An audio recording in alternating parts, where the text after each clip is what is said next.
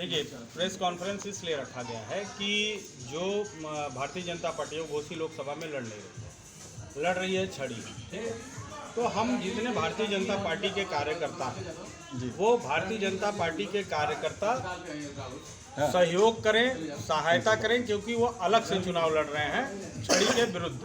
जी, यहाँ की जनता जो है वह मेरे साथ चुनाव लड़ रही है छड़ी के विरुद्ध, और यह इसलिए है क्योंकि जो छड़ी के कर्ता धर्ता है माननीय ओम प्रकाश राजभर जी, उन्होंने भारतीय जनता पार्टी के कार्यकर्ताओं को माँ बहन की गाली दी, उन्होंने उन्हें जूता मारने के लिए कहा।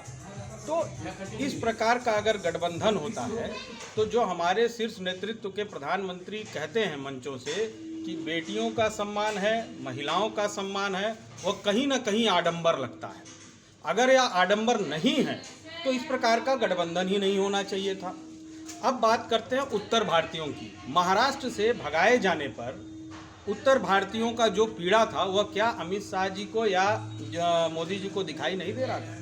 उसी राज ठाकरे से आज आप गठबंधन करने जा रहे हैं, तो आप बताइए, आप एक प्रकार से उत्तर भारतीयों का और बिहारियों का यह अपमान है कि नहीं है?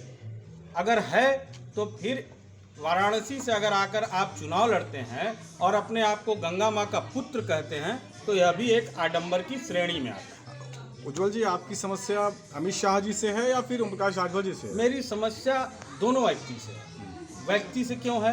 क्योंकि ओम प्रकाश राजभर जी जो है वह माँ बहन की गाली दिए, ठीक है, व्यक्तिगत ओम प्रकाश राजभर जी से मेरी कोई समस्या नहीं, लेकिन उन्होंने जो कार्यकर्ताओं का अपमान किया, जो माताओं बहनों को गाली दी, वह कहीं भी राजनीतिक छवि उनकी सही नहीं करती, और इस प्रकार के व्यक्ति को अमित शाह जी ने पार्टी में लिया, इसलिए उनसे भी नाराजगी है। जी, अच्छा, आप विरोध कर रहे हैं तो क्या आप बीजेपी में हैं इस वक्त? मैं अभी भी भारतीय जनता पार्टी में हूँ।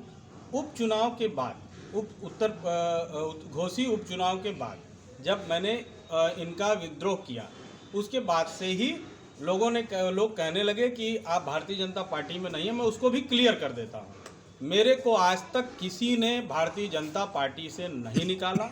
मैं आज भी भारतीय जनता पार्टी का सक्रिय कार्यकर्ता हूँ 2012 से, और 2012 से अगर मैं कहता हूं तो शायद इस जिले के लोग उतने लोगों के साथ कार्य नहीं किए होंगे जिनके साथ मैं किया हूं। मैं आपको नाम बताते जाता हूं। नितिन गडकरी जी नागपुर के महल में रहते थे, हम लोग वहां से काम करना चालू किए। देवेंद्र फडणवीस जी, सागर मेघे, आप शायद नहीं सुने होंगे, दत्ता मेघे, बनवारी लाल पुरोहित महाराष्ट्र के, उसके बाद रंजीत देशमुख के पुत्र आशीष देशमुख। रंजीत देशमुख कांग्रेस के हैं, लेकिन आशीष देशमुख भाजपा से चुनाव लड़े। बीजेपी जिला अध्यक्ष ने साफ तौर पे कहा है कि आप उनकी पार्टी में नहीं है। यहाँ तक कि लोग घोसी लोकसभा के जो संयोजक है मुन्ना दुबे जी, उन्होंने कहा है कि आप उनकी पार्टी में नहीं है, और आप बीजेपी का झंडा लेकर जिस तरीके से ओम प्रकाश राजभर का विरोध कर रहे हैं, कहीं ना कहीं आप बीजेपी को बदनाम कर रहे हैं। नहीं तो बीजेपी को मैं कैसे बदनाम कर रहा हूँ? क्या आपके घर में अगर कोई गाली गलौज करने वाला घुस जाए तो आप उसका विद्रोह नहीं करेंगे क्या? अगर मेरे भाई बहनों को बाहर से आकर कोई मारने लगे तो मैं उसका विद्रोह नहीं करूंगा? उनका कहना है कि आप बीजेपी के झंडे पर क्यों उनका विरोध कर रहे हैं? अधिकार है ना, वो किसी का पर्सनल थोड़ी ना, वो अमित शाह जी या किसी मोदी जी का पर्सनल झंडा थोड़ी ना, वो कार्यकर्ताओं का झंडा है। ये पार्टी कार्यकर्ताओं से मिलकर बैठी है, किसी पर्टिकुलर आदमी का झंडा नहीं है, और उसको हर सक्रिय कार्यकर्ता को लेने का अधिकार है। उज्ज्वल जी, कहाँ कमी आ रही है कि कोई भी बीजेपी नेता आपको अपना मानने को तैयार है? हाँ, ये आपने सही प्रश्न पूछा है, और मैं इसको बता भी देता हूँ। होता क्या है कि जब आदमी की पॉपुलैरिटी क्षेत्र में ज्यादा हो जाती है तो अपना टिकट न कट जाए तो केहू फोन करी ना, हेलो ए लइकवा के जाने लगा, तो लोग कही कि हम तो नामे ना सुन लें। रोज मेरे से मिलने वाला व्यक्ति भी ये कह सकता है, पत्रकारों को भी कह सकता है और शीर्ष नेतृत्व को भी कह सकता है, ताकि उसका जो है पत्ता कहीं न कट जाए। वो स्वयं तो क्षेत्र में लोग रहते नहीं हैं, जो रहता है उसको जनता जानती है। हाँ बोल देंगे तो ऊपर से लोग जान जाएंगे। तो ये जो बीच का पुल है ना, ये पुल जो है, वो पुल जो है एक तरफ से दूसरे तरफ मिलने ही नहीं देता है। अभी आप क्या अपील करना चाहते हैं जनता से, क्या अपील कर रहे हैं? देखिए, I am here to uplift my society, that is my motive. मुझे किसी से लड़ाई नहीं है, लेकिन अगर रोजगार नहीं है, इस मऊ जिले से अगर 80,000 युवा उत्तर प्रदेश का पुलिस का फॉर्म भरते हैं तो मेरी समस्या है। अगर मेरे इस क्षेत्र के माताओं बहनों को माँ बहन की कोई गाली देता है तो मेरी समस्या है।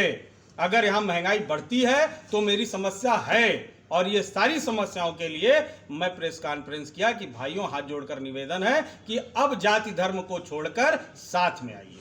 तो जाति धर्म की बात कौन करता है? सब करते हैं। आप देखिए, जाति धर्म के आधार पर टिकट बंटवारा होगा, उनको किसी से मतलब नहीं। एक और आपको बात बता, चुनाव लड़ने का मूड बना रहे हैं क्या लोकसभा का? 100% मैं चुनाव लड़ूंगा। भाजपा से बागी होकर? हाँ, भारतीय जनता पार्टी चुनाव लड़ी नहीं रही है, छड़ी लड़ रही है। तो समर्थन तो बीजेपी का है, नहीं, और आप बीजेपी कह रहे हैं कि हम भाजपा कार्यकर्ता हैं। भारतीय जनता पार्टी का कार्यकर्ता जो है वो समर्थन नहीं दे रहा है। कोई कार्यकर्ता बूथ अध्यक्ष नहीं दे रहा है, मंडल अध्यक्ष नहीं दे रहा है। आपके अलावा और कोई तो नहीं बागी दिखाई दे रहा है। नहीं, आपको दिखाई देंगे ना, जब आप क्षेत्र में जाइए तो आपको आप दिखेंगे। अपनी आप पार्टी के खिलाफ कैसे चुनाव लड़ेंगे? भाजपा कार्यकर्ता रहेंगे अगर आप भाजपा के समर्थित उम्मीदवार के खिलाफ चुनाव लड़ेंगे तो? आप समर्थित जो उम्मीदवार है वो उम्मीदवार का ही तो विरोध है ना। आप भारतीय जनता पार्टी कमल से ले आके किसी को दे अपने कार्यकर्ता को, हम लोग चुनाव नहीं लड़ेंगे। ये तो विरोध करने का तरीका है। किसी ने ये चीज कही थी कि अगर सत्ता कई दिनों तक काबिज हो जाए और आपकी बात नहीं माने तो सत्ता से भी विरोध करना चाहिए। हर कोई बिकाऊ नहीं होना चाहिए, हर कार्यकर्ता शांत नहीं होना चाहिए। बिकाऊ कौन है?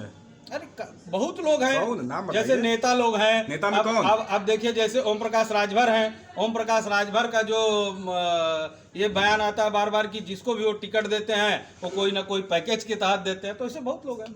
तो प्रकाश बिकाऊ हैं? 100% बिकाऊ हैं, 100% ओम प्रकाश बिकाऊ हैं। एक भी आप बताइए कि उन्होंने चुनाव जो पिछली बार लड़ाया वो किस आधार पर लड़ाया। उनकी तो बैंक का डिटेल निकलवाना चाहिए। तो इस बार जो अपने बेटे को चुनाव लड़ा रहे हैं, क्या इसमें भी कुछ वो साठगांठ कर रहे हैं क्या? कर रहे होंगे कि भाई एक सीट दे दीजिए, उसके बाद बाकी हमारा जो गठबंधन है वो किसी न किसी रूप में मैनेज करवा रहे होंगे। आप अच्छा चलिए, अब मैं एक बात और बताता हूँ। इसी भारतीय जनता पार्टी में माननीय संजय निषाद जी भी, इसी